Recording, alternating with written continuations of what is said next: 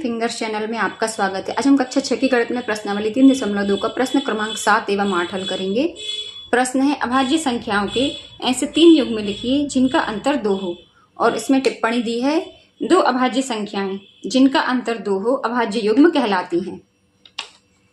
तो अभाज्य संख्याएं क्या क्या होती हैं? अभाज्य संख्याओं की परिभाषा तो आप लोग जानते होंगे, जिनके गुणनखंड केवल 2 होते हैं, एक तो 1 और दूसरा स्वयं संख्या। तो अभाज्य संख्याएं ये होती हैं 2, 3, 5, 7, 9 तो 3 से विभाज्य है। फिर होती है 11, 13, 15 भी 5 से विभाज्य है, 17 और भी बहुत सारी। तो अब हम इनमें से कोई भी 2 संख्या ले लेते हैं जिनका अंतर 2 हो। देखिए 5 में से 3 को घटाएंगे तो आएगा 2, तो एक जोड़ा तो हो गया 5 ऋण 3 बराबर 2। अब दूसरी हम संख्या ले लेते हैं 11 ऋण 7। तो ये 11 ऋण 7 नहीं, ये हो जाएगी दूसरी 13 ऋण 11। तो इसका अंतर भी आ जाएगा 2। और एक संख्या हम ले लेते हैं 7 ऋण 5। तो ये अंतर भी हो जाएगा 2। तो हमारा आंसर हो जाएगा, एक तो हो जाएगा 3 और 5, दूसरा हो जाएगा 5 और 7, और तीसरा हो जाएगा 11 और 13। तो ये हमारे हो जाएंगे आंसर। अब इसी का प्रश्न क्रमांक 8 में हमसे कहा गया है, निम्नलिखित में से कौन सी संख्याएं अभाज्य संख्याएं हैं? तो देखिए 23 तो अभाज्य संख्या है, ये सबको मालूम है। 23 के कोई भी गुणनखंड नहीं होते, एक तो होता है स्वयं 23 और दूसरा 1। तो पहला हो जाएगा A23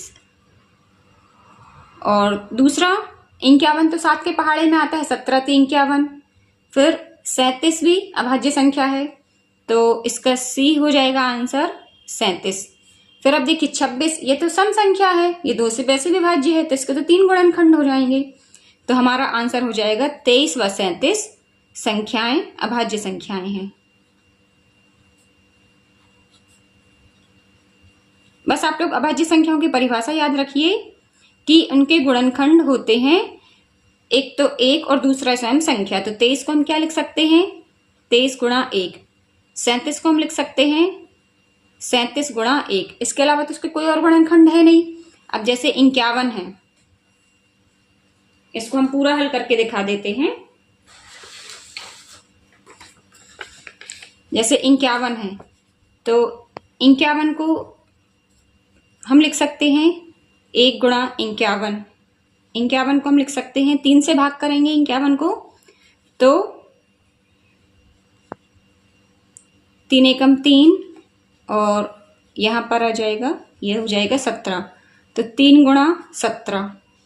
इसके और अब कोई भी गुणनखंड नहीं है, तो इसके अभाज्य गुणनखंड हो जाएंगे 51 के 1, 3, 17 और स्वयं 51।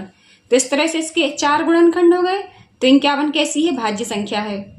फिर अब इसका 37 का तो हमने बता दिया है, इसका D भाग है, इसमें दिया है 26। तो 26 को हम लिख सकते हैं 1 गुणा 26। फिर हम 26 को लिख सकते हैं 2 गुणा 13 दूनी 26। और तो इसके कोई गुणनखंड है नहीं, तो इसके 26 के अभाज्य गुणनखंड तो ये हो जाएंगे 1, 2, 13 और 26। तो इस तरह से 26 और 51 ये दोनों भाज्य संख्याएं हैं, और 23 और 37 दोनों अभाज्य संख्याएं हैं। तो उम्मीद करती हूं कि ये आसान सा प्रश्न आपको समझ में आ गया होगा। कहीं कोई प्रॉब्लम हो आप मुझे कमेंट्स में पूछ सकते हैं। फिर मिलते हैं नेक्स्ट वीडियो में, तब तक के लिए पढ़ते रहिए, मस्त रहिए।